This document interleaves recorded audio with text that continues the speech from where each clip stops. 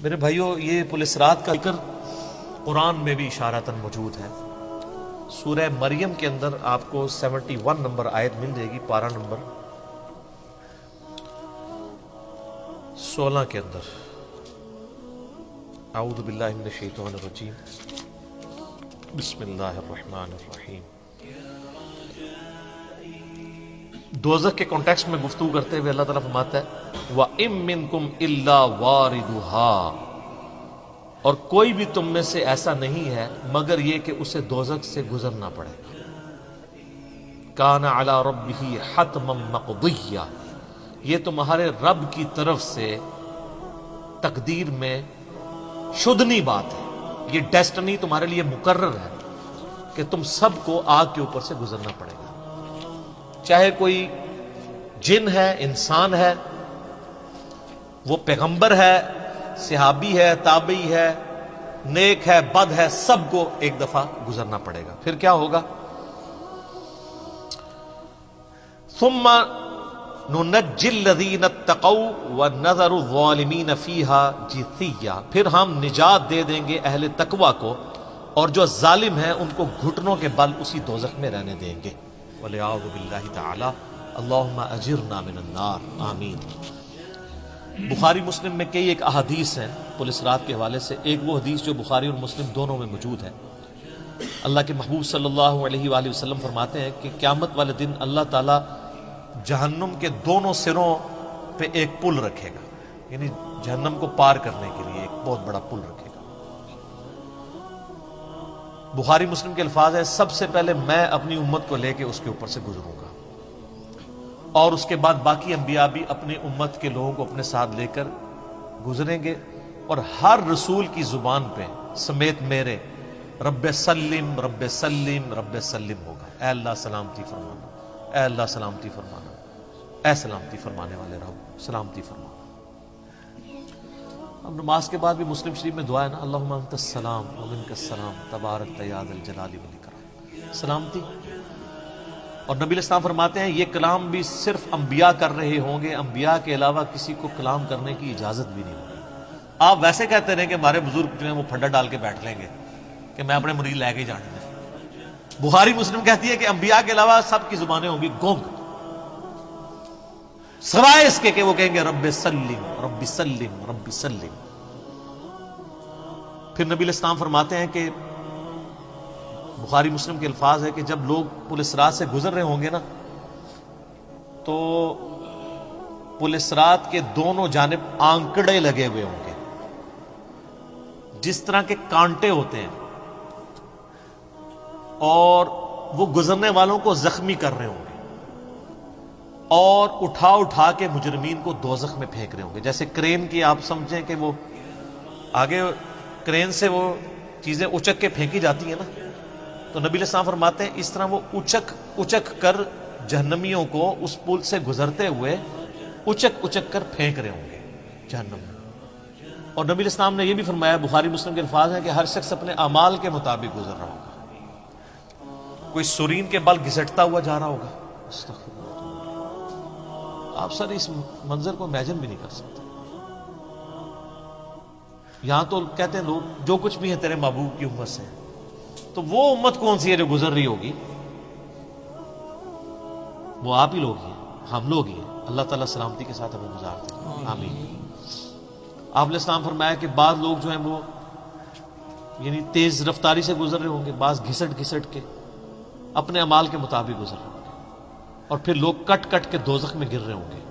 بخاری مسلم کے الفاظ ہیں اس پل سے کٹ کٹ کے دوزخ میں گر رہے ہوں گے، پھر وہ دوزخ میں رہیں گے یہاں تک کہ اللہ تعالیٰ ان کے لیے کوئی فیصلہ فرما دے۔ وَلِعَوْذُ بِاللَّهِ تعالیٰ، اللہ تعالیٰ کی پناہ، اللہم اجرنا من النار، آمین ثم آمین۔ صحیح مسلم میں ایک حدیث ہے، ابو سعید خدری کہتے ہیں کہ ہمیں یہ بات بھی پہنچی ہے کہ وہ پل جو ہے وہ تلوار کی دھار سے زیادہ تیز اور بال سے زیادہ باریک ہوگا۔ یہ الفاظ بالکل صحیح ہیں صحیح مسلم کے اندر۔ تو اس پل سے تو کوئی بندہ مہارت کے ساتھ بھی نہیں گزر سکتا، کوئی چائنی بھی نہیں گزر سکتا، وہ جو تو یہ اس کے اوپر سے گزرنا ایک معجزے والا معاملہ ہی ہوگا جس کو اللہ تعالیٰ نجات دے گا۔ اور یہ جو میں نے آیت پڑھی نا سورہ المریم کی آیت نمبر 71، اس کے کانٹیکسٹ میں کتاب التفسیر چیپٹر میں امام ترمذی اسی آیت کو ہیڈنگ بنا کے نا اس کے نیچے ایک حدیث لے کے آئے ہیں. یعنی یہ جو میں نے کہا نا قرآن میں پل صراط کا ذکر ہے، امام ترمذی کا بھی یہی فہم ہے. انہوں نے اس آیت کی ہیڈنگ بنا کے جامعہ ترمذی میں حدیث لی ہے بالکل صحیح سند کے ساتھ پل صراط کے حوالے سے، کہ نبی صلی اللہ علیہ وآلہ وسلم نے ارشاد فرمایا کہ یہ پل صراط جہنم پہ رکھا ہوا ایک پل ہے جس پر سے لوگوں کو گزرنا پڑے گا اور ہر شخص اپنے اعمال کے مطابق گزرے گا. بعض لوگ بجلی کسی تیزی سے گزر جائیں گے، جیسے آسمان سے ایسے بجلی کڑک کے نیچے پتہ ہی نہیں ود ان سیکنڈز. بعض ہوا کی تیزی سے گزریں گے جو اس سے کم نیک ہوں گے. بعض گھوڑ سوار یا اونٹ سوار کسی تیزی سے گزریں گے، بعض بھاگتے ہوئے گزر جائیں گے، اور بعض جو ہیں وہ پیدل چلتے ہوئے، اور بعض سرین کے بل گھسٹتے ہوئے. سر اتنا لمبا پل، پتہ نہیں کتنی مسافت ہے. بلکہ بخاری مسلم میں الفاظ ہے، نبی علیہ السلام نے فرمایا کہ اس پل کی لمبائی اللہ ہی بہتر جانتا ہے، مجھے نہیں پتا کتنی ہے. اوئے ہوئے ہوئے. اور بعض ایسے ہوں گے جو کٹ کٹ کے پھر دوزخ میں گر رہے ہیں، اور ان کا معاملہ پھر بعد میں اللہ تعالیٰ طے کرے گا کہ ان کے ساتھ کیا کرنا ہے. استغفر اللہ. جامعہ ترمذی میں ایک حدیث ہے، حضرت انس بن مالک جو حضور کو 10 سال تک وضو کرواتے رہے، بخاری مسلم میں آئے. ترمذی میں الفاظ ہیں، وہ کہتے ہیں یا رسول اللہ قیامت الدین آپ میری شفاعت کریں گے؟ فرمایا میں کروں گا. تو یا رسول اللہ مجھے اپنا پتہ بتا دیں، میں آپ کو کہاں تلاش کروں. انہوں نے انشور کیتا ہے. آپ نے فرمایا تم پورے صراط پہ آ جاؤ. آئے ہائے، تم مجھے پورے صراط پہ دیکھ لینا، میرے امتی گزر رہے ہوں گے، میں ان کے لیے سلامتی کی دعا کر رہا ہوں. کہا یا رسول اللہ پھر پولیس صراط پہ نہ پاؤں؟ تو آپ نے فرمایا کہ پھر تم میزان عمل پہ آ جانا، جہاں لوگوں کے نامہ اعمال تولے جا رہے ہوں. نبی علیہ السلام کا نامہ اعمال نہیں تول رہا ہوگا، آپ کو تو اللہ نے امن دے دیا نا، انا فتحنا لک فتحا مبینا. اور بخاری مسلم میں حدیث ہے، حدیث شفاعت کے سارے نبیوں سے لوگ ہوتے ہوتے حضرت عیسیٰ کے پاس جب اینڈ پہ آئیں گے نا تو وہ کہیں گے بس ایک ہی شخص ہے جس کو امن ملا ہوا ہے، تو محمد رسول اللہ کے پاس جاؤ، وہ شفاعت کریں گے. تو آپ علیہ السلام اپنی امت کی خاطر ہی یعنی میزان عمل پہ تکلیف کاٹ رہے ہوں گے. کہا یا رسول اللہ میزان عمل پہ بھی نہ پاؤں تو کہاں جاؤں؟ فرمایا پھر تم حوض کوثر پہ آ جاؤ، میں وہاں پہ اپنے امتیوں کو مشروب پلا رہا ہوں.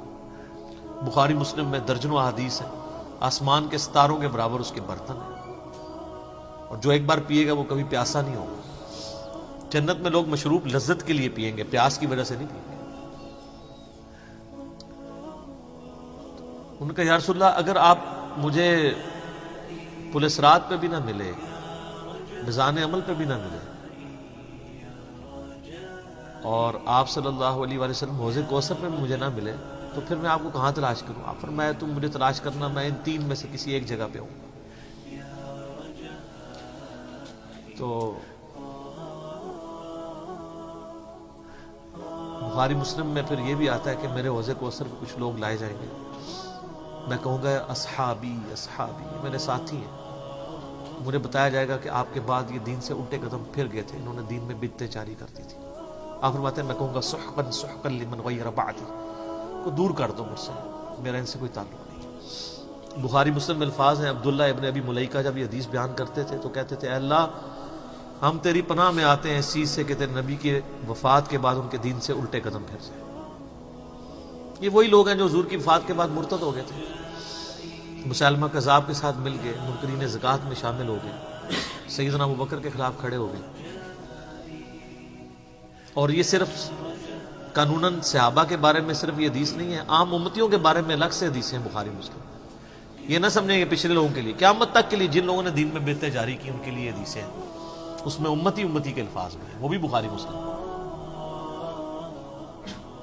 اور امت کیا کر رہی ہے؟ صحیح مسلم میں حدیث ہے، نبی علیہ السلام ایک دن اتنا روئے اور ساتھ ساتھ آیتیں پڑھ رہے ہیں قرآن کی. پہلے آپ نے سورہ ابراہیم کی وہ آیت پڑھی جس کا ترجمہ یوں ہے کہ ابراہیم علیہ السلام کہتے ہیں اے اللہ شیطان نے کتنے لوگوں کو بہکا دیا، تو جو شیطان کے رستے پہ چلا میرا اس سے کوئی تعلق نہیں ہے، یعنی اعلان برات کر دیا اپنے ماننے والوں سے. پھر آپ نے سورہ مائدہ کی وہ آیات پڑھی جس میں حضرت عیسیٰ علیہ السلام کی اور اللہ کی قیامت کے دن گفتگو ہوگی. اس میں عیسیٰ ابن مریم کہیں گے اے اللہ جب تک میں ان میں موجود تھا میں ان پر گواہ تھا، جب تو نے مجھے اٹھا لیا پھر تو اور تیرا ان کا تیری مرضی، ان کو عذاب دے یا چھوڑ۔ اعلان برات، پھر حضور نے کہا کہ یا اللہ ابراہیم نے بھی اپنی امت سے اعلان برات کر دیا، عیسیٰ نے بھی کر دیا، لیکن میں کہتا ہوں میری امت، میری امت۔ آئے ہائے، صحیح مسلم کے الفاظ ہیں، حضرت جبرائیل علیہ السلام آئے اور کہا کہ اللہ نے مجھے آپ کی طرف بھیجا ہے اور کہا کہ میرے محبوب سے پوچھو کہ اس کو وہ کون سی چیز ہے جو غم زدہ کر رہی ہے، حالانکہ اللہ کو سب کچھ پتا تھا۔ آپ نے فرمایا میری امت، تو جبرائیل علیہ السلام نے پھر اللہ کی طرف سے بشارت دی کہ نبی علیہ السلام کو کہ اللہ تعالیٰ فرماتا ہے کہ اے نبی آپ غم زدہ نہ ہو، ہم آپ کو آپ کی امت کے معاملے میں قیامت والے دن رسوا نہیں کریں گے۔ تو سبحان اللہ تو ہم پڑھتے ہیں، لیکن ہمارے ایسے کردوت نہ ہو کہ سحقن سحقن لمن غیر آبادی نہ ہو جائے کہیں، سحقن سحقن لمن بدل آبادی نہ ہو جائے کہیں، یہ بھی تو چانسز ہے۔ استغفر اللہ تو بولی، نبی علیہ السلام نے تو اپنی محبت کا حق ادا کر دیا۔ اور مسلم شریف میں حدیث ہے قیامت کا دن وہ ہے کہ جب ابراہیم علیہ السلام بھی میری طرف متوجہ ہوں گے، جس دن کوئی بھی اللہ کی بارگاہ میں کلام کرنے والا نہیں ہوگا، میں ابراہیم علیہ السلام کی سفارش بھی میں کروں۔ حضور کی سفارش کے بعد انبیاء کو بولنے کا موقع ملے گا۔ اسی پہ وہ اعلیٰ حضرت کا شعر ہے نا، وہ جہنم میں گرا ان سے جو مستغنی ہوا، ہے خلیل اللہ کو حاجت رسول اللہ کی۔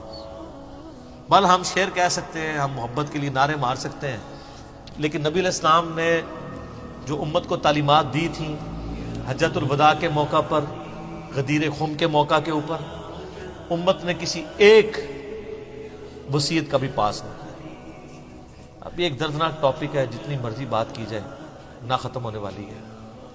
بس اس کو اسی پہ کنکلوڈ کرتے ہیں کہ اللہ تعالیٰ قیامت والے دن ہمیں اپنی رحمت کاملہ سے اپنے محبوب صلی اللہ علیہ وآلہ وسلم کی شفاعت کے ساتھ قیامت کی ساری ہولناکیوں سے بلا حساب و کتاب جنت میں داخلہ عطا فرمائے۔ آمین ثم آمین۔